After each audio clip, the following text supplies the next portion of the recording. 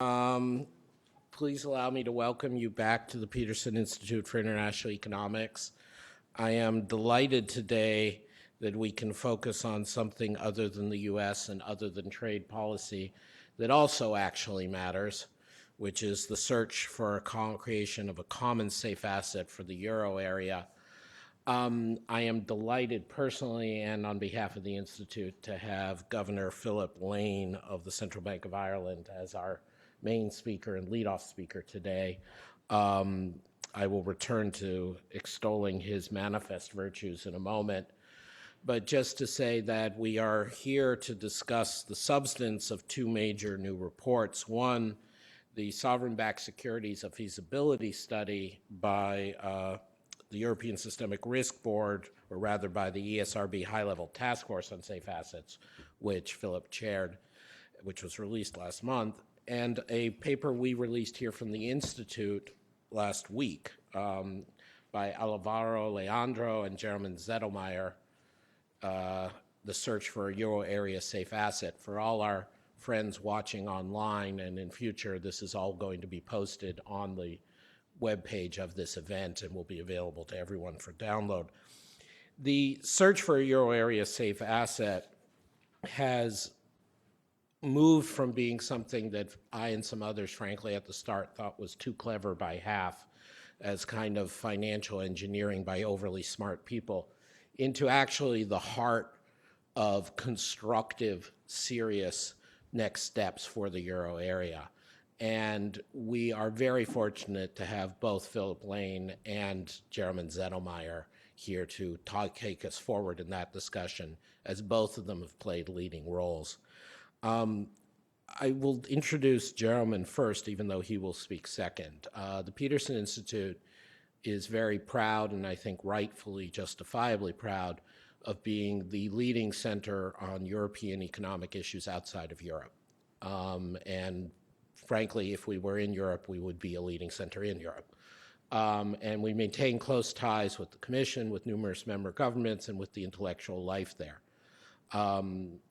I am very proud that Jeromin Zettelmeyer chose to join us a year and a half ago and has been, if anything, further strengthening our relevance and our importance in these public debates.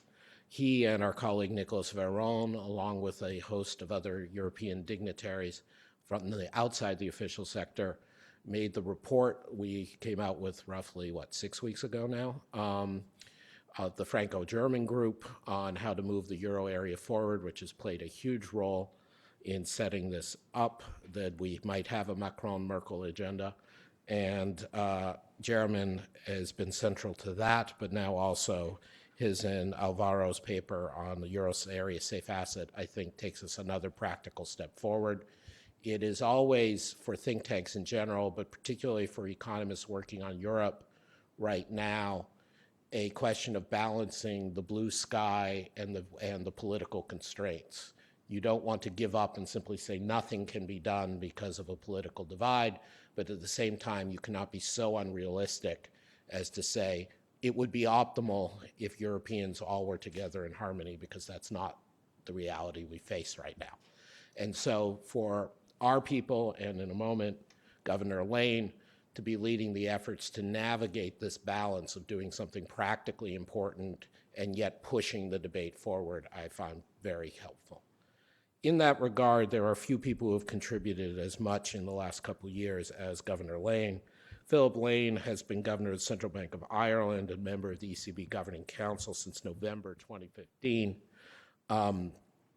Everyone in this room and on this broadcast, I'm sure, remembers him quite fondly as one of the leading applied academics and international economists in the world for a couple decades before taking on the role at the Central Bank of the Republic of Ireland. He was the founder and head of a similarly named center at Trinity College Dublin, which had huge weight. Many of our colleagues, particularly approved and enjoyed his co-authored work, for example, with Gian Maria Malesi Ferretti on global trade balances and capital account flows. That's just one piece of his stellar past work. Philip had always been at the center of both policy and research, but of course, since becoming a member of the European Central Bank Governing Council, he has been a leading policy maker. I just must add a personal note.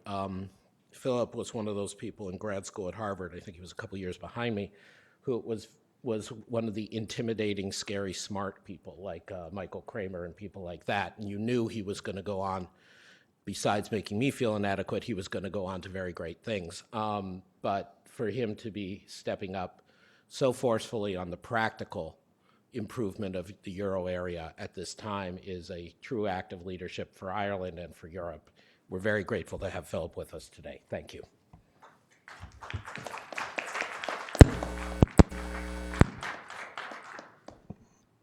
Thank you, Adam. It's a pleasure to be able to speak here today. And I'm aware this week with the passing of Pete Peterson, it's a sad week for the Institute. Just by the way, the Institute I ran in Trinity College was housed in the Sutherland Centre, which had been endowed by Peter Sutherland, who also died earlier this year.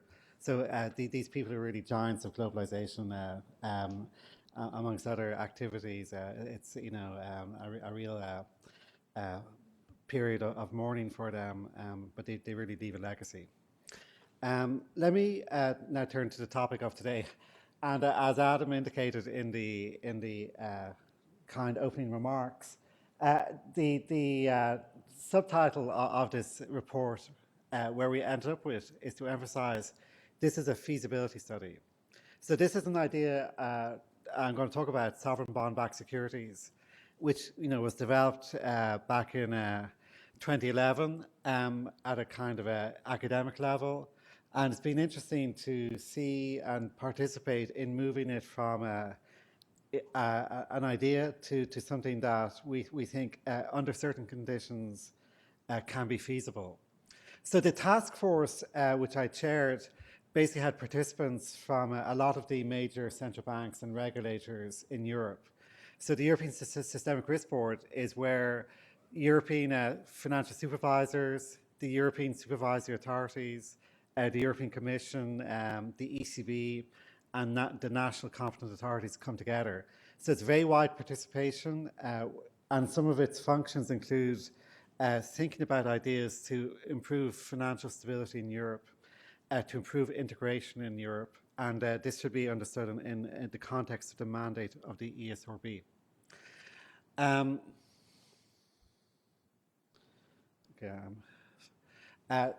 So before that, I think it's important to spend a little bit just thinking about, what is the topic here? So the euro area is unique. We have a monetary union where the 19 member countries co-decide monetary policy through the Governing Council and jointly run the execution of monetary policy. So we have a single currency, but we have basically 19 fiscal authorities. And that is a unique circumstance. And in thinking about what is the role of sovereign bonds in the European financial system has to be in that context. So we might look at the US, where obviously the treasury market is fundamental to the whole dollar-denominated market. And then if you read across saying what is needed for the smooth operation of the euro area, it requires some thinking, given that there are 19 member countries. So it's obvious that a successful international currency, a successful currency for a large economic bloc, requires benchmark low-risk assets. I'm going to sidestep what it means to be safe. We could have write several PhDs, many PhDs on the philosophical nature of the word safe. So we now kind of sidestep that. And let me just talk about low-risk assets. And also in terms of the development of European capital markets, having a low-risk asset for collateral purposes is very important. And Germany's a big country. The bond is obviously the most popular benchmark asset. But compared to euro area GDP, the stock of bonds is low compared to, say, the stock of treasuries compared to the US financial system. So that's one dimension. The other dimension is to acknowledge the reality that sovereign risk does exist. to say that sovereign risk is zero is also not a sustainable position. So the question is how to deliver low-risk assets while at the same time fundamentally insisting on having a recognition and a way to deal with sovereign risk. And this is basically one way to try and reconcile that to what we propose here. And so what are we proposing is essentially the way to manage all of that is to revisit the potential gains from a product that pools national sovereign bonds into portfolios and then achieves a differentiation between low risk and higher risk by tranching. So essentially, if some agency buys up bundles of national sovereign bonds and issues senior, mezzanine, and junior bonds against that, the principle of having a low-risk asset, which would be the senior tranche, is achieved while recognizing that sovereign risk has to be absorbed by someone, and that's going to be the holders of the more junior securities. So through this mechanism, the multiple objectives can be achieved. By the way, if this develops, it also means that in terms of delinking banks from national sovereigns, one dimension of that nexus is if banks hold too much by way of domestic sovereign bonds, there's a clear fragmentation risk, which is if a national sovereign gets into trouble, the domestic banks get weaker, and that doom loop is not to be encouraged. So if we have a area-wide composite senior bond, it'd be a natural asset for banks to hold in terms of the requirements to hold a low-risk asset. By having an area-wide asset, it would also promote financial market integration in the euro area. Now, this is one product. It's one idea. We think there's a lot of potential gains here. But of course, many other elements are needed in deepening and strengthening the euro area. So it's not a horse race. It's not a contest. It's one particular approach, but doesn't. I don't think it necessarily cuts across other ideas. So a couple of years ago now, the ESRB decided that the previous academic work was sufficiently mature that maybe it was worth looking at it from a feasibility point of view.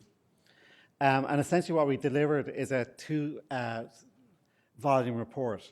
Volume 1, it will be for most people. It gives you the core ideas, the core results. For those who really want to get into the detail, Volume 2 gives you all the technical material. So we're publishing all of that because there might be someone in an investment bank, in a credit rating agency, in a national treasury, in academia who really wants to inspect the detail. And so all of it is disclosed. We also disclose what we learned from market intelligence. We had visits with various market intermediaries. We had a survey, we had a workshop, and so on. And let me say it's interesting, and come back to Adam's initial point, is moving from an idea to feasibility. Amazingly enough, it's not just for economics to sort it out. So we called in the lawyers, we called in the supervisors, because there's many dimensions. Once you want to think about this, policymaking is really a kind of a blended, integrated task. So where we end up with, and I think it's important to think about our conclusions, is we do think there's potential here. But we cannot, it's a market. We cannot declare, we're not central planners, we can't command or insist anyone participates. So what we say is we think there's a potential here for a demand-led market. So in other words, if the conditions are generated, if certain regulatory steps are taken, then let's see. I'm not making a promise to you about whether this market will grow, how big this market might be.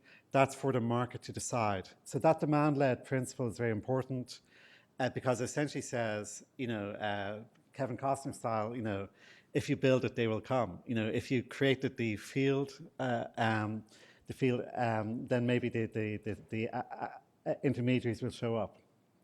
But what we also say is it's clear to really have an understanding whether that's feasible, a prior step is needed. An enabling regulation is needed at the European level, which clarifies that the senior tranche that would be created essentially should be viewed by regulators in the same way as they view national sovereign bonds. And because currently it would be viewed as a securitized product which receives less favorable treatment in terms of capital regulation, liquidity regulation. And so after that, we're in a market economy, let the level of demand determine how big this market might be. Now, I'll come back to some of those issues later on. But basically, in terms of what this design would be intermediaries would be buying up a portfolio of euro-denominated central government bonds in line more or less with the size of GDP based on the Eurosystem capital key. So that's basically, it's not debt weighted, it's GDP weighted. So there's no interaction with the incentives to issue debt at a national level. And then what we focus on is a three-level split, which is saying the senior bonds would more or less reflect 70%, the mezzanine 20, the 10% junior. Now, the reason the academic prior work had focused on a two-level split, 70-30. But actually, when we think about the market for non-senior bonds, there's really two markets. There's a market for in non-low risk, but still fairly good investment grade bonds, which the mezzanine market would be viable. And then there's a market for those who are prepared to take first loss risk.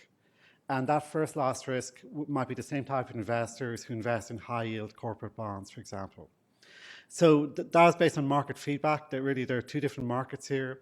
And what it's saying is essentially, one way to think about it is sovereign risk exists, someone needs to hold that risk, but when you look at what we think the market structure would look like, it's proportionate. It's not, here we're saying most of European sovereign debt can be classified as low risk once it's transformed to tranching, and essentially the first loss can be confined to 10%. And to see that, what we do here in terms of visuals is the left panel says, imagine one country defaults. And what we have on the horizontal axis here is 0 to 10, so that's the first loss tranche, and then 10 to 30, the mezzanine. And what we do is we do different examples. The lighter crosses are loss given default of 40%. The medium grey is 70%, and the dark grey is 100%. And remember, if you think of a historical benchmark, loss given default for sovereign restructurings is 37%. And so what you see over here is for smaller countries, the junior, the first loss will take it all. So the mezzanine will not lose value. The senior is not even there. It's not going to lose value. So the junior will take the first loss for individual defaults in the vast bulk of cases. Only Germany would creep, under the most conservative loss given default. Only Germany would enter the mezzanine. So basically Germany, France, when the loss given default is big enough, Spain and Italy. So what you have there is essentially, if what you have in mind are individual country defaulting, the senior here is going to be insulated. For most countries, the mezzanine will be insulated also. So that's one objective is, robustness to individual countries.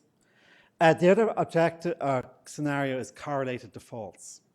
So on the right panel here is we link countries according to credit ratings or risk assessments from the riskiest countries to the lowest risk. And we say, what happens if there's a domino effect? So if it's just Greece, it's just a junior. Greece plus Cyprus, just a junior. Greece, Cyprus, and Portugal, just a junior. Then if you add in Italy, the next, you're going to hit the mezzanine. And under some scenarios, you might get into the senior a little bit. But of course, if Italy's defaulting in a big way, that's going to be a systemic crisis no matter what. But what you see is for the kind of intermediate loss given default, you can have a lot of the euro area defaulting without the senior being hit. So the intermediate case is you go all the way up to here before you enter the senior bond. So it really requires a very severe financial crisis, which we've never seen, for the senior bond to lose value. So in terms of this tranching, pooling and tranching idea, it can deliver quite a bit. And this is why when you start to do historical simulations and so on, it comes out where you might think it's sensible, which is the pricing of the senior security, or its categorization in risk scenarios such as value at risk or expected shortfall, is the senior will be close enough to Germany, broadly speaking. The mezzanine will be somewhere between Italy and Spain under these scenarios, and the junior will be somewhere between Greece and Portugal. And we do all sorts, the full time period, what happens during the crisis that we observed, and so on. And so if you build these counterfactuals, that's what it delivers, which essentially is in line with what you might think. Now, so basically, that's the logic. This can work if you have a clear allocation of a hierarchy of who takes losses when, and if you think about reasonable default probabilities and reasonable loss given default, or as reflected in how market prices behaved even in the peak of the crisis, you come up with that clear differentiation and clear risk ladder. Now, mechanically, what would the market look like? So in principle, there's no impact on national sovereigns. They just issue away, and they remain fully responsible for paying their debts, no impact. We do think this works in the cleanest way if there is a market access condition. So if a country is no longer issuing debt on the market, it would not be included. The intermediaries could be a public agency, but it could be multiple private agencies as well. It's basically an intermediation function. And then the intermediaries, in terms of the assembly of these securities, it's important that the securities, the actual sovereign bond-backed securities, are issued by a special purpose vehicle, which is bankruptcy remote and complete in terms of fully clear about who receives payments under what conditions, so that once issued, the sovereign bond-backed securities would not be open to renegotiation or any kind of interference. So you have the national sovereign bond markets. These are rangers in the middle who, once they've assembled the bonds, price them, packages them into these issuer vehicles, and then sold on to final investors. So in other words, there's no these intermediaries are not standing behind these special purpose vehicles. Once the March 2018 sovereign bond-backed securities are issued, there's no implicit guarantee offered by the arranger or by the national sovereigns. It's ring-fenced. And as I say, coming back to buying up the national sovereign bonds, the academic idea was, well, they can just buy them on the secondary market. And that remains true. But of course, because the debt management offices are issuing in a staggered way, then there's more of it's a less clean process in terms of buying up the bonds and then maybe having to wait a little bit with a warehouse of national sovereign bonds before issuing the securities. So alternative realities are possible where the debt management offices could coordinate on, say, we will issue similar bonds on the fourth Thursday of every quarter, something like that. And that, in principle, could work. And so what we say in the report is there's lots of implementation issues here, but that's really for a discussion with the debt management offices once this idea is agreed. It's not really a first-order issue. It's a secondary implementation issue, is the way I would think about it. And even if it turned out that it would be necessary to buy in the secondary market and have a degree of warehousing. This is something for the private arrangers to worry about. Or in the case of a public issuer, you could limit any kind of risk there by having some paid-in initial capital to absorb that warehousing risk, which is a little bit how like the ESM has paid-in capital. So what we say there is that clearly there's a trade-off here. So it's always nice when you have an asset that is liquid. And typically more liquid assets require scale. And if you want the European banking system to hold a lot of these sovereign bond-backed securities instead of national sovereigns, there has to be enough of an issue for that to work. On the other hand, it's a little bit difficult to imagine going from zero to full speed very quickly. So an incremental approach would also be less disruptive for national sovereign bond markets. So what we think about in the report is more of a gradual approach, where in the initial year, there'd be an upper limit which regulators could set, saying no more than this would be issued. And then as the market gets more comfortable, that upper limit could be raised every year, and it could grow to a significant scale. But that's a regulatory choice. The regulators, the politicians could decide that by having a quota system. Now, one concern is, well, tell me about liquidity. If these intermediaries are buying up the national sovereign bond markets, maybe liquidity in the national markets will be compromised.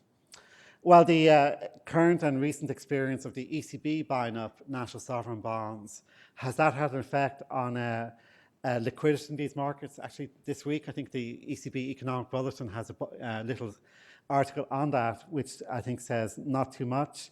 And that's also true from the experiment we do here, which is looking at bid-ask spreads on the vertical axis.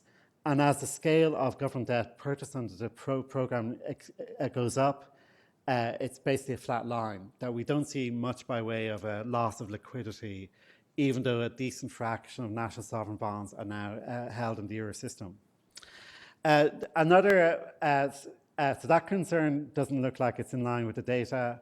On the right side, which is an interesting issue, which is for smaller European sovereigns, right now there's a limit to liquidity, because if you're a broker-dealer or some intermediary saying, I'm going to try and make a market in some small sovereign, how do you hedge the risks? If you buy up a bundle of a national sovereign bond, how do you hedge that liquidity risk?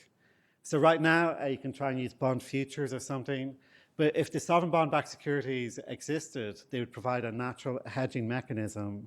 And this is what's shown on the right side, which is using the senior and mezzanine tranches for hedging purposes means that there's a much less volatility in trying to make a market in a sovereign bond. By the way, many people focus on the bank sovereign loop. That's important, but it's very important to emphasize is European sovereign bonds are held by a very wide investor base.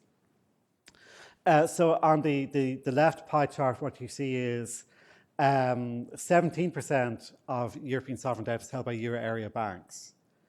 So a big holder, but far from dominant. You have to think about the investment funds, and you have to think about non-euro area investors. And an interesting point about non-euro area investors, which is true on the right side, is they quite like supranational bonds. Because essentially, if I'm a global investor, if I'm an investor in Northern Asia, I may not necessarily want to invest in knowing every last detail of every small European sovereign, whereas the more I can buy something which is basically broadly exposure to the euro area, maybe the more interested I am. So we do think this can boost the international demand for euro-denominated securities. And then when we look at who holds high-yield corporate debt in Europe, we think these are the same types of investors who might be interested in buying the first loss bonds. So various types of investment funds, and we think currently there's about 800 billion of this high-yield corporate being held, and we think that might be an interesting benchmark for thinking about the potential market for the first loss bonds. So anyway, all of this turns on, academically you might say, well, this is obvious. But saying something, getting something obvious actually done does require steps to be taken. Because of course, post-crisis especially, it made sense for regulators to be wary and to penalise various types of securitized products. And some certain principles like that the packager of a securitization should hold on to some of the exposure for alignment of incentives, to recognise the liquidity in this market. These markets can disappear. Those are fair objectives, but they're not really customised to this product, where the underlying assets are national sovereign bonds, which are liquid and transparent. So having an enabling framework which specifies that the sovereign bond-backed securities are a unique asset category, and where the senior tranche should be treated no more harshly than national sovereign bonds, is currently under consideration by the Commission. So that's where we are. The role of this task force was essentially to push out a lot of information. So a lot of people worked on this. There was a lot of effort here. Many questions were asked, and we try and answer the many questions. Some questions are unanswerable. So there's a chicken and egg issue here, which is until you create the enabling framework for this market to develop, who knows whether it's going to develop or not. And I suppose that is really my kind of perspective on it is, let's see. One thing I forgot to talk about maybe a little bit was the intersection with reform, which is at the last point here, is the intersection with the regulatory treatment of sovereign exposures held by banks. And clearly, and the report signals, is that clearly if that type of reform took place, there would be a much bigger demand for this product. Because if banks are searching for diversification, if banks are searching for low risk, getting rid of the highest risk exposure to sovereign bonds, this product is essentially going to be a very good match for that. There's many layers to that debate. So we're observing in this report is that it would be there's a clear interaction here, but we don't go further than that because of the fact that debate is ongoing in different fora. So let me stop there. As I say, it's an interesting point is we've got this out there. I think it complements other proposals. We're trying to explain it to different counterparties. And in parallel, the Commission is looking at this as well. They've had a public consultation recently, and that's now closed, and let's see what happens next. So let me stop there.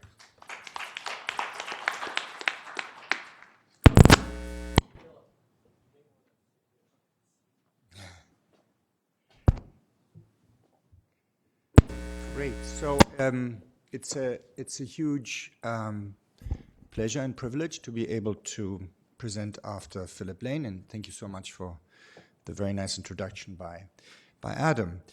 So I will give you, if you like, a hybrid between acting a little bit as a discussant of Philip and giving you some of our own results from the report with Alvaro Leandro, who's here in the audience, that we issued last week. And the way I will, nope, I should have been here long enough to control this thing. That's right, thank you. Okay, the way I will proceed is as follows. So, you know, I find the idea that Governor Lane just presented pretty convincing on the face of it. And so the question arises why there has been so much opposition to this idea. So Philip Lane did not get into it, but it's generally not an idea that has gotten overwhelmingly favorable reviews. And, you know, you can basically give the answer with one line, which is written there, it's just a CDO. It's just a collateralized debt obligation. And people do not like that for a number of reasons, which I will get into.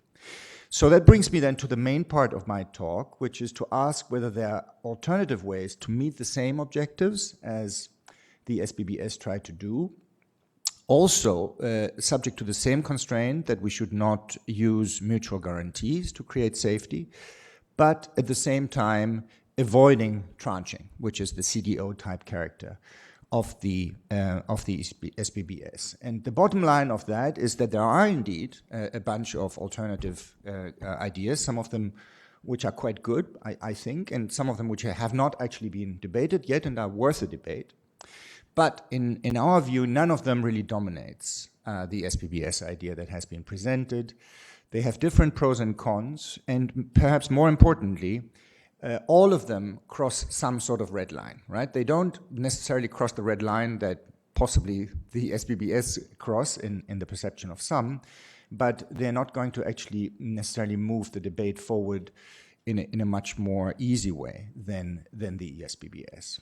And so then I will give you at the very end sort of a sense of where I think the debate may go after this. Okay, so if you are sort of a consumer of the SBBS literature, which I have been pretty much since the first academic paper came out on this in 2011, you go sort of like through 3 stages, not of grief, but of enlightenment, right? So stage 1 is you take a first look and say, wow, this is a great idea, right? Why is it a great idea? It's because we can, on the face of it, create a genuine safe asset for the euro area, which we need for various reasons, to deal with a doom loop, to make sudden stops less virulent, to create a more stable access of finance for countries that may be buffeted around by financial markets, without having to use explicit guarantees, without any redistribution across countries, which is always sort of the big stumbling block for euro area reform ideas, and with a very limited and possibly even beneficial impact on national bond markets. So you think, this is perfect. All red lines are satisfied in a political sense. We have a genuine efficiency improvement. So then you take a second look and you say, oh, it's just a CDO, right? So, we're kind of a little mistrustful of this from past experiences. How would you implement it? Maybe it's not such a great idea. The devil is in the details. So it's a complicated proposal. You want to think through unintended consequences. And then you actually do think through these consequences. And I have done so, and not just by reading the SBBS task force report, but by doing our own independent paper. You work through the details, and indeed, you discover some problems. But you also discover some solutions for those problems. And so in the end, you're sort of back to where you were at the beginning, that the first look was actually the right impression, that it is basically a very nice idea that deserves at least a trial run, which is what may happen. Okay, so why is there so much opposition then? Well, one easy answer is many people are still in phase 2, right? They haven't completely thought through it, they maybe haven't read the report yet, and so forth. But I think that even people who have thought about it a bit more carefully continue to be put off by this CDO type nature of the proposal. And when they say that, but this is just a CDO, my reaction is always, so what? Why is the CDO necessarily bad? And then when you probe them, of course, part of it is just that since the great financial crisis, we have a healthy distrust in structured financial products, and that's completely normal, so you want to ask questions. But then when you scrape a bit further, it turns out that this sort of CDO label turns out to be sort of a summary for all kinds of objections that reflect specific policy position, interest positions, and so forth. And so it's quite interesting to dig into those, and that's what I'm going to do for you now in the next 3 slides. So there are essentially 3 variants of the it's a CDO objection. The first is the German-style objection, which is it's a CDO, which means it's an opaque instrument that's going to be an excuse or a cover for implicit guarantees, right? So it doesn't have any explicit guarantees, but there must be some sort of implicit guarantee in there that we have to worry about. So, maybe there's no mutualization through the front door, but there could be mutualization through the back door. And so what are the channels for this mutualization through the back door? Basically, there could be two. So the most frequent worry is that the senior tranche may actually not be really safe. So, for example, with some colleagues, we wrote a report recently on euro area reform where we, mildly endorsed the SBBS proposal. We didn't sort of give it a super roaring endorsement, but even this mild endorsement was enough for several columns to be written that trashed us for this mild endorsement. So they were really attacking this idea. There was a column by Wolfgang Münchau which made exactly this point, which is that, this is all just smoke and mirrors, and in a real crisis, this thing will break down. It's not really safe. So this argument, I think, is quite easily refuted. And in fact, Philip has refuted it in one of the slides he showed, because the whole point is that with even very conservative loss given default assumptions, you can accumulate a whole bunch of defaults until you get to the point where the senior tranche would be affected. And so roughly, the rule of thumb is, the senior tranche is going to get in trouble if you have either Germany and a group of smaller, sort of highly rated countries get in trouble, or both France and Germany get in trouble. Below that, I think the senior tranche is indeed really safe. But this has a very big implication for this mutualization accusation, which is, maybe, eventually the senior tranche will get in trouble, but that's really when the barbarians are sort of at the gate of the German Ministry of Finance, right? So this would be in a moment where Germany itself is about to default. And at that point, mutualization is going to be the least of the troubles that the Germans are going to be worrying about. Okay, the other, and I think more interesting and substantive worry is this notion that, we can't get something for nothing. So in effect, we are making the senior tranche safe by pushing all the risk into the junior tranches, right? You can't really get rid of risk. Well, that's not quite true. You can get rid of risk through diversification, so we are exploiting that. But then the residual risk after diversification is pushed into the junior tranches. And so are people really going to be willing to buy the junior tranche? And, the worry here is that suppose we get, in a sense, dependent on SBBS as a channel of issuance, right? It could be quite big. And then you discover one morning that there is, some crisis in a peripheral country, and people start getting really worried about the safety of the junior tranche.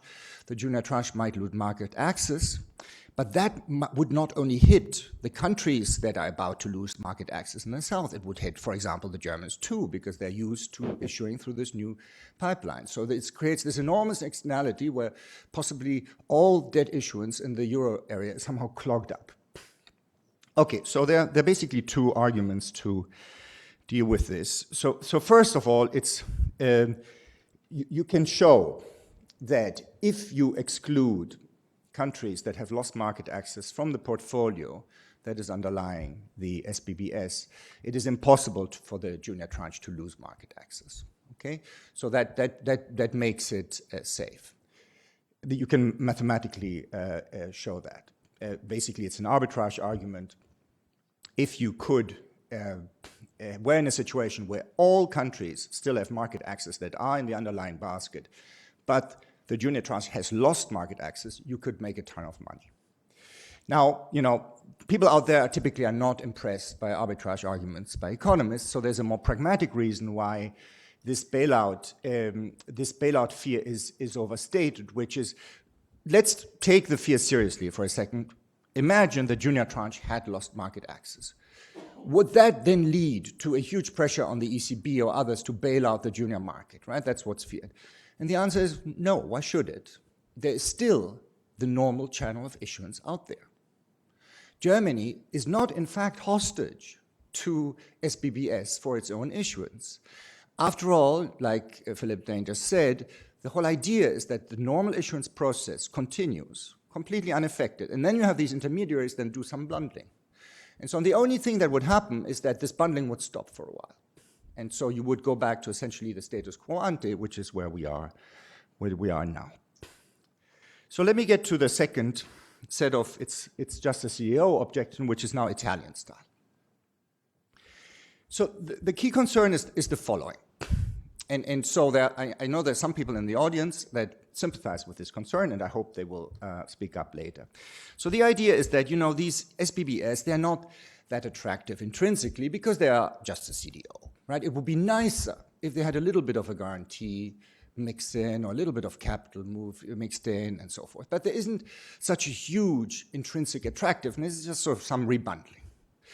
So the worry is that underlying this agenda of creating SBBS is an agenda for regulatory change. That, once Europe places a big bet of SBBS as being sort of the preferred channel for safe asset issuance, the only way to make that work is to do what was in the last bullet of the last slide by Philip Wayne, which is to actually change the regulatory treatment for sovereign exposures. And some countries, particularly Italy, really don't want that. They fear that because they think that they are in a vulnerable situation, and they may have good reasons for that, where any change in the regulatory treatment of sovereign exposures that amounts to, putting a capital charge or some sort of diversification incentive, even in a soft way, on national holdings of sovereign debt is going to raise their borrowing costs. And indeed, the people who fear that are not entirely mistaken, because the original academic paper that inspired this whole feasibility study actually suggested changing both things at the same time, right? But like Philip has emphasized, the task force report actually drops this idea. My interpretation is to overcome opposition from Italy and other countries. But this still hasn't, if you like, appeased the critics. They worry that this will come back. Okay, and then the final sort of source of opposition, the one that I have the greatest sympathies for, is sort of the European Federalist intellectual, of whom there are several in this room. And, I count myself, sometimes I'm tempted, a special tribe of globalists. And so basically these people say with some right, come on, don't give us some weird financial engineering thing, give us some real fiscal federalism. Meaning, if you want to produce a safe asset for the euro area, there's a bloody obvious way of doing it. You put in place a decent euro area budget and you let it issue debt. So I have great sympathies for that view. There's only one problem, which is that if you issue safe debt as a byproduct of a euro area budget, you hold the safe debt agenda hostage to agreeing on the other bits that are important for a euro area budget, including what sort of public goods is it going to finance, what sort of institutional structure do we need to make it work, how do we make it accountable, what about the whole democracy issue. And so for this reason, in my view, it's going to take a long time to resolve this desirable discussion on the euro area budget. And in the meantime, we are sitting there and we continue with our current state of instability. So this brings me to the next part of the discussion is, can we then create what I would call safety without tranches? So this is a play on words on the title of the original academic paper that pushed this, which was called Safety in the Tranches. Safety without tranches, and of course without mutual guarantees, and without going through a euro area budget, because that would take too long. And the answer is yes, we can. And so I'm going to give you 3 ideas for doing it. And by the way, I like all these ideas, but I'm afraid that not all politicians are going to like them. So the first is, the very simplest idea is to say, look, let's just keep the SBBS idea exactly like it is. Oh, by the way, sorry, before I go to that, so I'm comparing these 3 ideas under this presumption that what we want to generate at least is something like 25% of euro area GDP in safe assets. And where does this benchmark come from? It comes from 2 things. One is one can show that even though the high-level task force is more conservative, so they are assuming that only 1.5 trillion, which is roughly 13% of GDP would be generated. One can show that actually the idea can be taken further and you can produce at least that much. But then the other point is that, if the idea is to create a safe asset that could potentially be held by banks, then you need at least 16 to 17%. And so then you want to have a little bit left over. Okay, so what are the three ways? So take the idea that Governor Lane just presented, which is on this side. So you have an intermediary with an asset side, which consists of this pool of diversified bonds, and then you have this tranched liability side. Here I'm using the old-fashioned acronym European Safe Bonds and European Junior Bonds. So this could be divided further into two tranches, like in the task force proposal. So let's do it exactly the same way. So you have an intermediary that has this diversified pool of bonds, but you drop the tranching. So there's just 100 units of a plain vanilla bond that's issued, but you add some capital, right? And that capital could be held as in the form of extra government bonds, or if you want to make it even safer, you hold it just as cash. And so basically what you can show is that you can generate pretty much the same risk properties as SBs, as the senior tranche of the SBBS, with a capital level of around a little under 30%. And that's obviously, it's very intuitive because you need 30% for basically the role of the junior bonds here is taken over by the capital, right? They are the buffer that protects the senior tranche. And since you have a little bit of cash here that makes it safer, you don't need quite as much. Okay, so this would work just fine. The only problem is you need 28% of capital of a potentially very big pool of assets. And so if you do the math, if you're really going for 25% of euro area, you would end up with about 7% of euro area GDP and capital, which is around 800 billion euros. By comparison, the ESM currently has 80 billion in paid-in capital and then 622 in callable.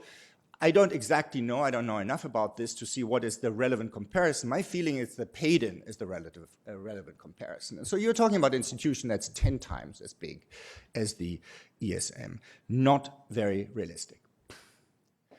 Okay, the second idea, I really like this idea. I've probably talked too much with finance people, is let's have a euro area leveraged sovereign wealth fund. So this is kind of similar to a euro area budget, except you don't want to have a discussion about public goods. You don't want to have a discussion about democracy. You basically, you hire some people who currently work for the Norges Fund, and you tell them, look, we're going to start up a hedge fund. It's going to be way, way more modest than the Norges Fund. We're not talking about 200% of euro area GDP. We're just talking about 25% of euro area GDP. And we will start it up with a combination of national contributions that build a little capital stock, and then we're going to leverage, right? We're going to issue debt. And with this debt, we're going to build up an asset portfolio. It's going to be diversified internationally. It will have, obviously, a higher return, and potentially be even, because it's uncorrelated, as safe or safer than having a pool of euro area bonds. And then, as this portfolio generates returns, the capital stock can be build up further through retained earnings until we are at some level where we say enough is enough. We have our 25% of euro area debt out there. And so the rest is just going to go back to taxpayers who are going to make money off it. So this, I think, is a very nice idea because it would really not cost anything except for a little bit of risk temporarily at the beginning. It would eventually even return money to taxpayers. What are the problems with it? So there are two problems. First, from the perspective of those who are worried that the agenda here is to replace the bonds that are currently held by euro area banks with some sort of safe asset.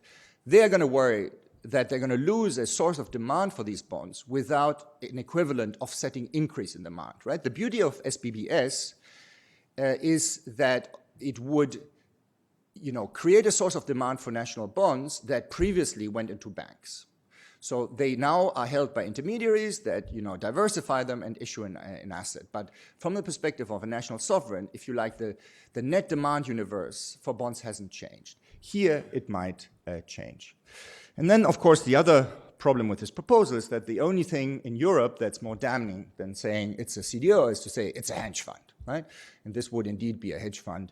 In fact, a hedge fund backed with that issues public debt, right? So I don't think this is going to fly, even though I think it's quite a cool idea.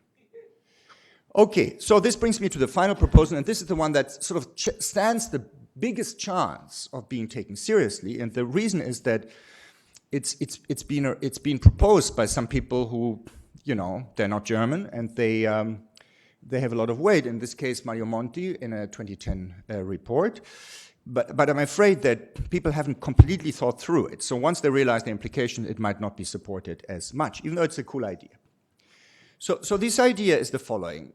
Let's go back to SBBS, which achieve safety through some combination of seniority and diversification. So we're going to have an intermediary, just like SBBS. We're going to have the intermediary buy diversified pools of sovereign debt, just like SBBS. The only difference is the following. The seniority is not applied at the level of tranching of the liabilities of the intermediary. The seniority is given to the intermediary itself. So in other words, when the intermediary buys debt, it will be a senior creditor in the debt markets, along the lines that the ESM is right now, even though in the ESM it's sort of not legally totally codified. It's in the preamble of the ESM treaty. And so that gives you a very simple balance sheet structure. The liability side just consists of one safe asset. The asset side consists of senior government loans. The idea here is that because the intermediary is senior, it cannot buy at market prices. If the intermediary bought at market prices, it would generate enormous profits over time because it would buy essentially at the risk levels that the subordinated creditors pay in the market, right? And then there's an issue, there's redistribution associated with dealing with those profits. So the original idea, which I think is the sensible way of doing it, is that the intermediary would buy at face value. It would then issue this plain vanilla bond, and it would charge borrowers its funding cost, right? So everyone would pay the same interest rate here, which is exactly how the ESM operates. Okay, just the average funding costs are kicked back to the borrowers. Now, this is kind of a neat idea, and in fact, it could be done. You know, obviously, you need a change in the ESM treaty, but the structure of the ESM could be used to do something like this. As it turns out, it has really dramatically different properties from the SBBS, much more different than one would assume, and from any other of the proposals, and in three regards. It has very different safety properties. So this safe asset would also be safe because you can calibrate basically this, how much you would buy as a share of each national debt market to get the overall portfolio to be as safe as for the SBBS case. So in an expected loss sense, the safe asset could be made exactly as safe as the senior tranche of the SBBS, but the distribution of losses is very different. I'll show you that in a second. Second, as you might suspect from this type of structure, where you buy loans at face value and just redistribute your average funding costs, this proposal does have redistributive implications, unlike SBBS. And finally, it has an impact on borrowing costs of national governments, which the SBBS do not. So let me quickly go through that, and then I'm done. So this is the comparison of the loss distribution. So let's start with the senior tranche of the SBBS. So in the proposal that's in the high-level task force, the expected loss rate, given the portfolio weights that they have chosen, is actually slightly lower in a particular serious simulation model than the German Bund. So the idea is to have an instrument that's at least as safe as the German Bund, and that is slightly overachieved by the proposal in Governor Lane's report. Now, the distribution of losses is a bit different, right? So these are values at risk. So that says this is the maximum loss that a holder of a German would achieves in a tail event, in an unlikely event that occurs with 5% probability. So that's zero. Only with 1% probability in this calibration of the model do you actually get a default on the German Bund, and then the assumption is you're going to see sort of a typical loss given default in the sovereign world, which is in this case assumed to be 32%. Here, the losses start a bit earlier, so even a 3% tail event would have a small loss, and then in the extreme, this loss would be a bit lower than of the German Bund. But the flavor of these distributions is about the same. Now look at the E-bonds. So the E-bonds, again, have been calibrated to have the same 5-year expected loss rate. But they have a massively bigger probability that there will be some sort of loss, right? Maybe this is not default in a legal sense, but they pay less than what the face value that is sort of stamped on them. And why is that? The reason is that seniority here protects the intermediaries and the holders of bonds issued by the intermediary on a market-by-market basis, right? So you're going to suffer some loss as the intermediary if, say, there is a default in Greece that exceeds the share of the debt that's held outside the intermediary. You know, you are subordinating the rest of the creditors, but once the rest of the creditors have lost everything, you are hit as well. And so this can happen for each individual country in the euro area. So the chances in this very, very conservatively calibrated model that any single country or some combination of countries may default and that the loss of that particular country may exceed the national buffer that is created through seniority of the intermediary, that chance is 30%. And correspondingly, these values at risk are much higher. So this E-bond is going to be an instrument that defaults much more frequently than a senior tranche of the ESPBSS, but only in very small amounts. Now, there's an easy way of fixing that problem, which is you can combine this E-bond idea, which is seniority of the intermediary, with a little bit of capital. So remember that if you want to have a capitalized intermediary that produces an asset that's not tranched and it's as safe as the senior tranche of the SBBS, you need a ton of capital, right? That was 28%.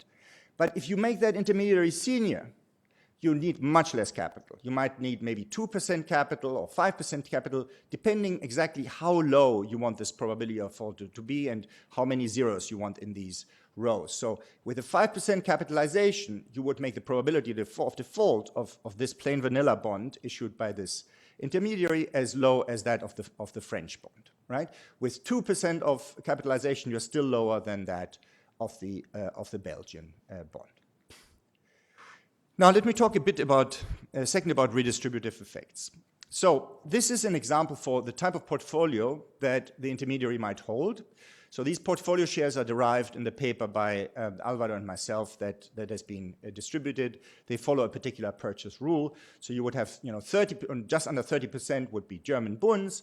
Italy would have a fairly small share, 16%. Then France is somewhere in the middle. Now, each of these holdings has a particular expected loss rate from the perspective of the intermediary. And that is very low, right? Because the intermediary is quite senior. So it would be 0 for the Germans, 0 for the Dutch, 0 for the French, and then you're slightly positive for here.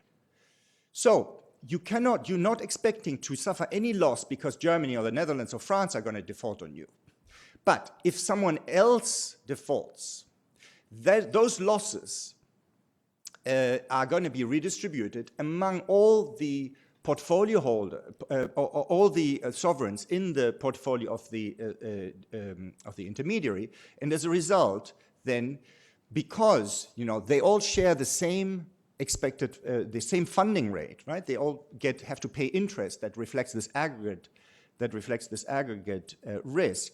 You're going to have the Germans pay 3 billion in expectation over a 5-year horizon, which is sort of their portfolio share of this expected total of 10 billion of expected losses. So note this is a very small number compared to, say, things like the redistribution in the euro area, in the EU budget, but it is still, a noticeable number. Okay, and the final point is, the effect, the E-bond proposal would have quite a big impact on borrowing costs in the following way. Borrowing costs of issues into the private debt market would go up. And the reason is that these bondholders that you're issuing to are now subordinated.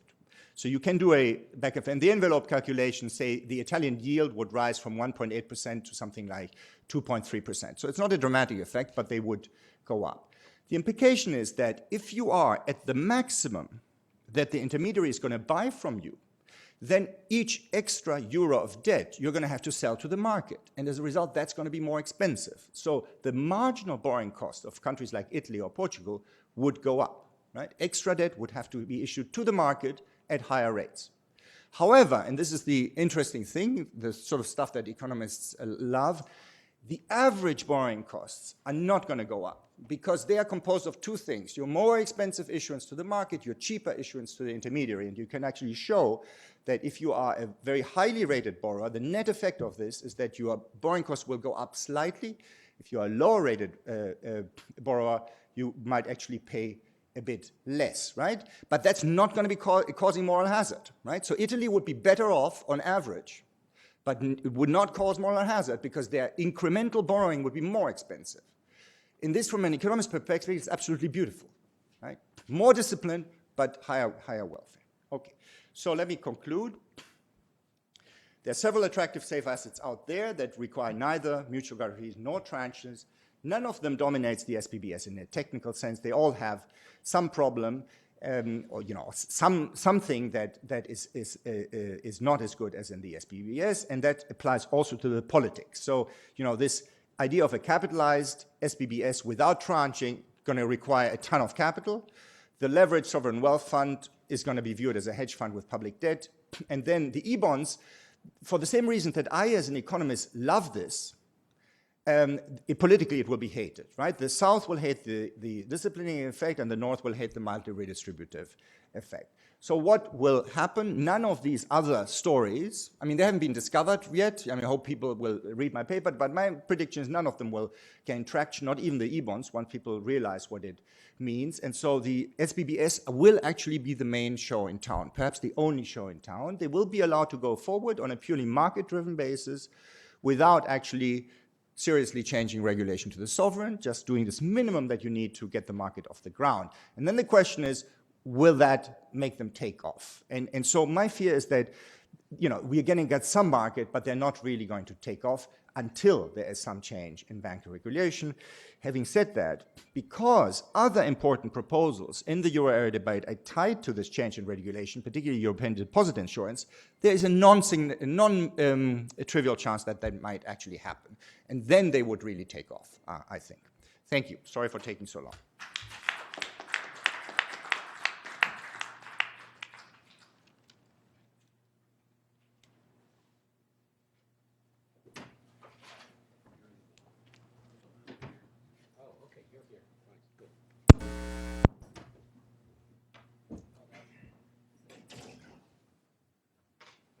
So the ghostly co-authors who did the actual work are also joining on stage,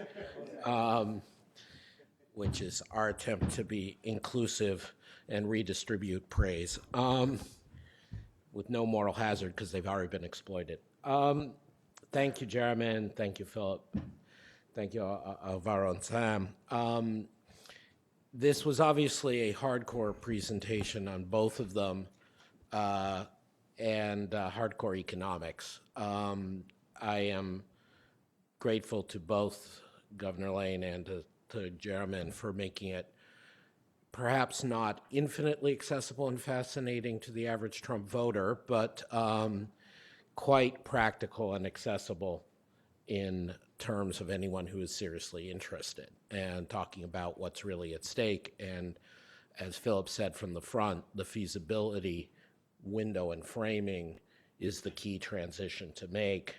And I think he and Sam and their colleagues on the high-level task force have made a huge contribution in taking on that.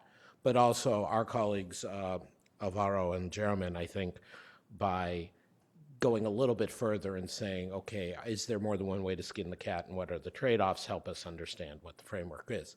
We have some genuine experts in the audience as well. I'd like to actually call on Angel Ubide, who I was going to have be the formal discussant, but we weren't sure, given that he is a man about the world, he would be here today. Luckily for us, he is. Angel, of course, was the author of our new book on European and more broadly monetary policy and risk-taking that we published a few months ago and is currently with Goldman Sachs. Angel. Thank you, Adam. And congratulations to all of you. I think this is a fantastic work that needs much more debate. Now, had I been a discussant, I would have probably made 3 points, but at least one. That is, what is the problem we are trying to solve, right? And to me, the problem we are trying to solve is threefold. We want to make sure fiscal policy doesn't have to be procyclical in the next downturn. We want to create a risk-free yield curve for euro area assets. And then maybe we want to also solve the problem of the doom loop between sovereigns and banks. Now, the safe asset proposal that Philip and Sam advanced, I think only addresses the third one, but not the first and the second. And so I think it's important to put that up front.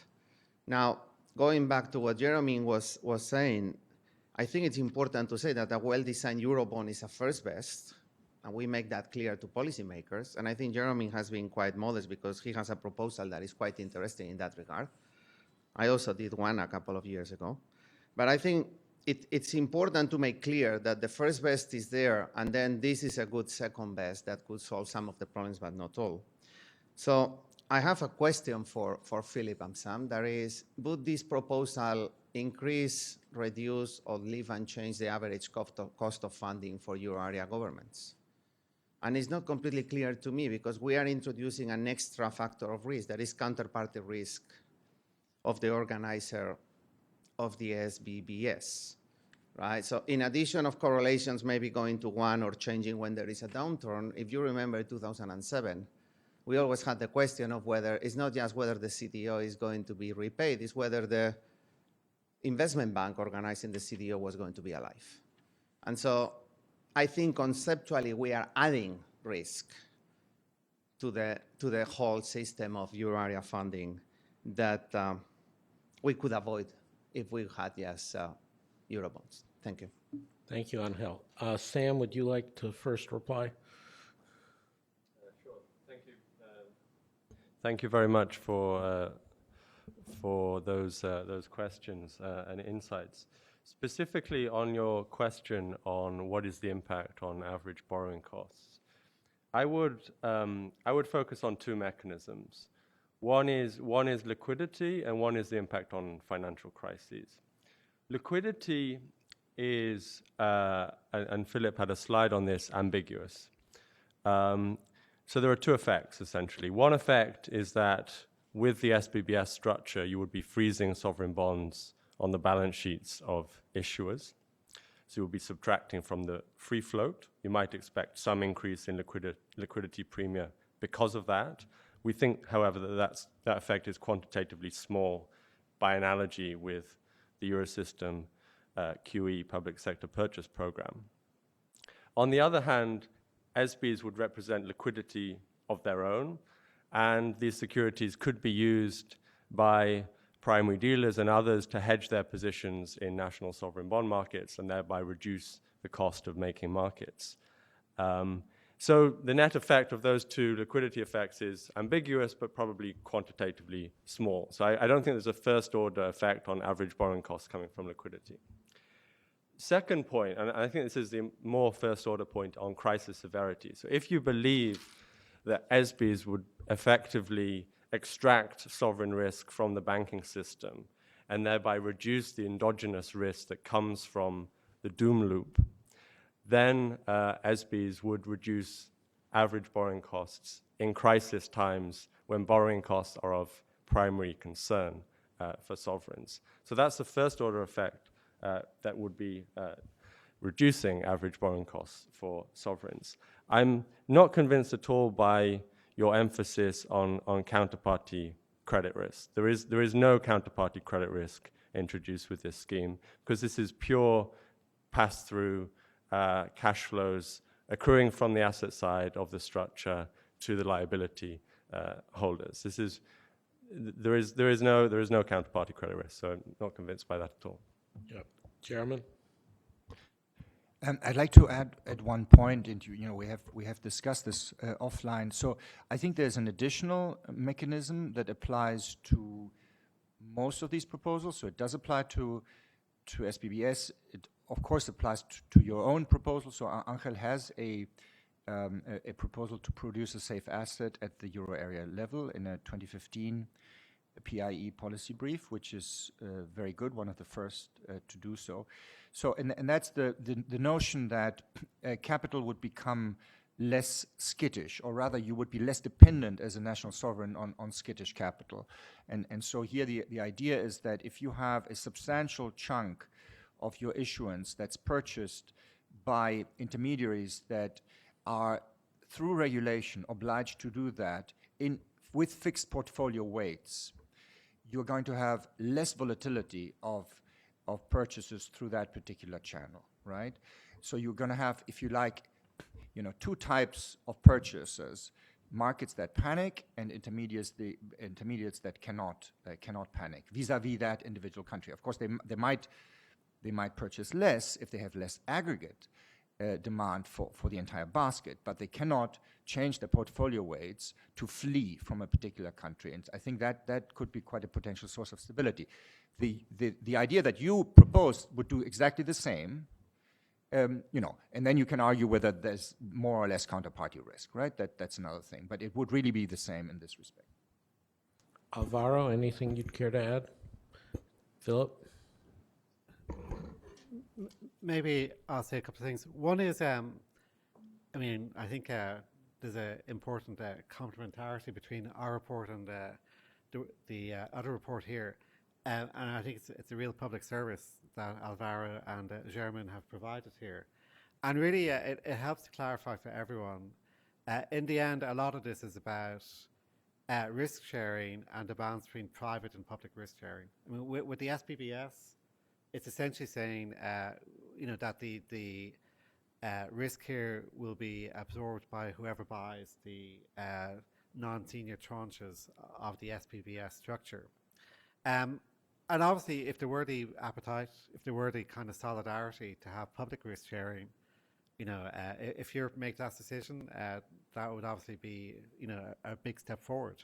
So I'm not a politician, as a bureaucrat, I have to kind of, and I think Jeromin's correct in the sense of it's possible to think about all sorts of political economy dynamics, but I think we're trying to be a bit more straightforward at a technician level about here's the setup.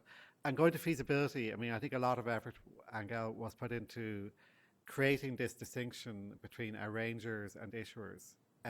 So the issuers here are robots, that essentially, you ask an interesting question because there are some concerns about what if there's a market freeze and warehousing, but that's for the arrangers.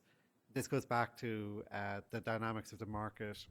I think that that's to be seen, and this is why I think the kind of suck it and see type approach is probably here. That let's see how that develops. I was kind of Angel framed it in terms of trying to avoid fiscal procyclicality. I think that's essential, but I think there's other strategies for that. This one, I agree, will not really speak to that. Of course, when it compares to what's your benchmark. Compared to now, having an extra low-risk asset may be helpful. Of course, it's not as helpful as if we could just somehow jump instantly to having a consolidated market. And then let me emphasize, personally, I have shifted from an original perspective, which is this is all about the doom loop. When I saw the data about how much of sovereign debt is held by non-banks, even if let's wait and see what happens with banking regulation, there's enough there in terms of non-bank investors that, let's see what the size of the market will be. And behind all of this, I would frame it differently, which is it could be an important driver of cross-border integration. Having, which I think on its own terms for the single currency, for the monetary union could be important. And that comes back to, I think, what you both would share, which is it's a stabilizing force. And behind the ESRB is the search for financial stability in Europe. And it's difficult to come up with scenarios where it would be destabilizing. And that's really the core issue here is tell me circumstances in which this would have a genuine adverse side effect or genuine amplification of crises.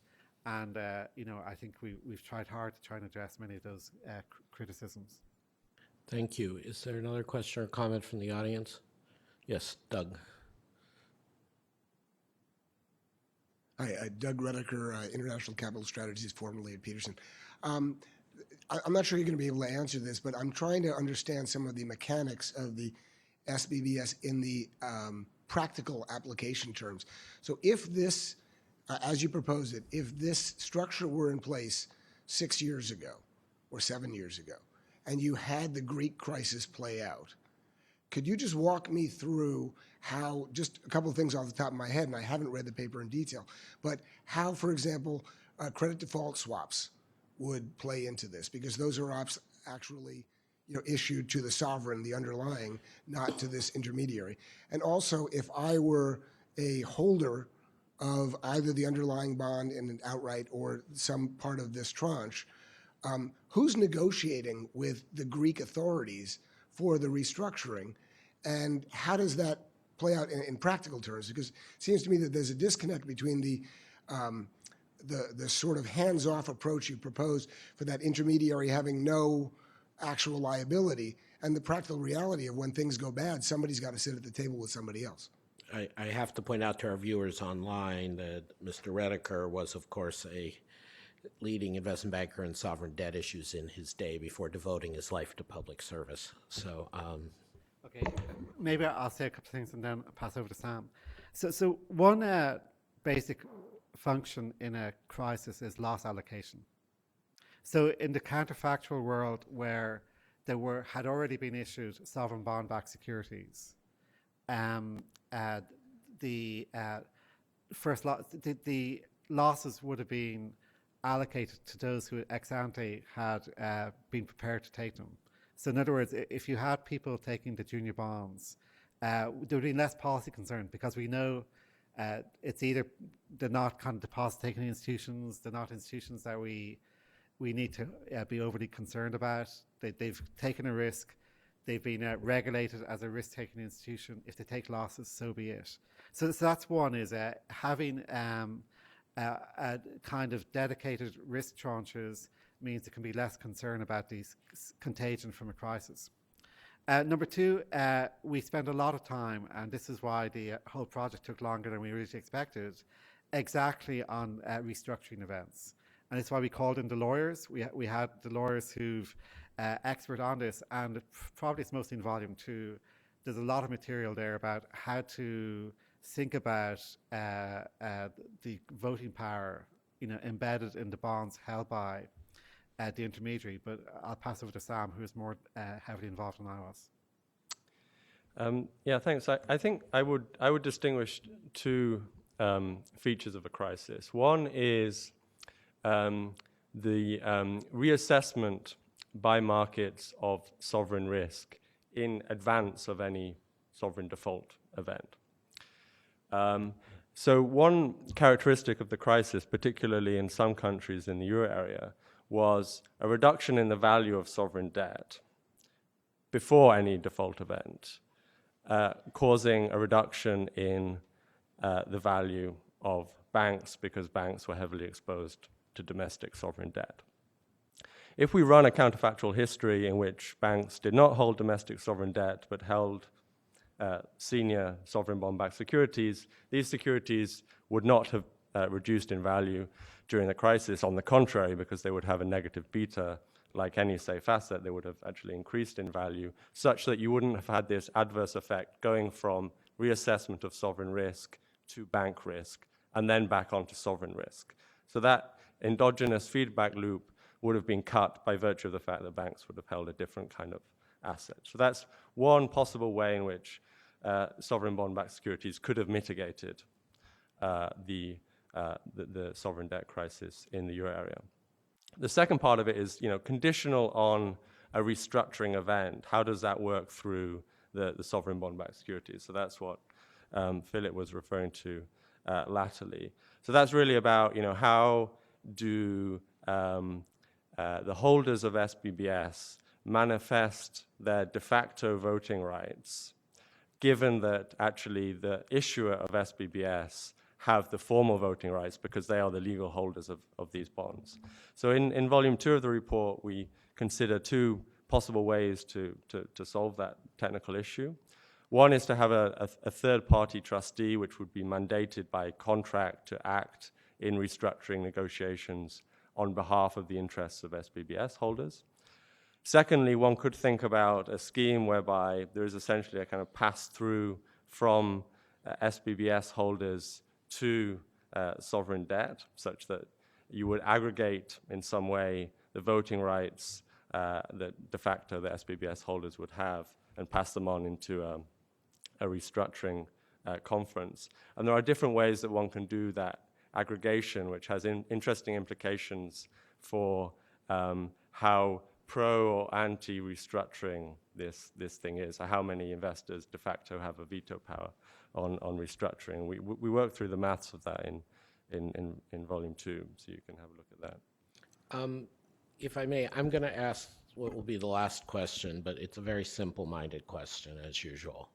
I think, though, you sort of took this for granted in your presentations because it was so simple-minded. So leaving aside the doom loop for the moment, for the reasons that Philip and all of you have said, that there's other reasons to do this. One of the reasons that European safe asset or the particular proposals have advocated is it will be beneficial to have this sort of baseline widely traded European security like treasuries in the US. What I fail to understand is if the whole exercise gets you to a security that's essentially priced the same as bonds, plus or minus a few bips, and whose total issuance is a fraction the size of bonds, why does it get you something additional on that front? Well, I mean, I think it's basically a volume effect. I mean, the supply of bonds is just not big enough. Right. So if you add to it, I mean, of course, there's multiple. One is the idea is every national sovereign fixes its fiscal dynamics so that, you know, having a lot of confidence in each national sovereign in Europe would be good. It'll take time. But anything that adds to the stock there, I mean, bonds are very expensive. Right. I mean, there's a premium there because of the fact and it's just a bit, you know, when you have a 19-country monetary union, to have the benchmark relying on a single sovereign is just, you know, it's not, you know, it's not enough. One can also make the argument by making bonds so expensive, it's also a disservice to those who are, you know, trying to find safe assets. So whether it's a household or it's a bank, an institution, Europe should be capable of delivering more safe assets than just a bond. And so that is basically, you know, I think the way I would think about it. Okay. Can I just get one line with numbers in there? So this is the answer. So the U.S. Treasury market, something like 14 trillion or something like that. The German Bund market is 1.1 trillion. Right. The very, very modest, ridiculously modest proposal of the ESRB task force is 1.5 trillion, so it would actually be bigger than Bund.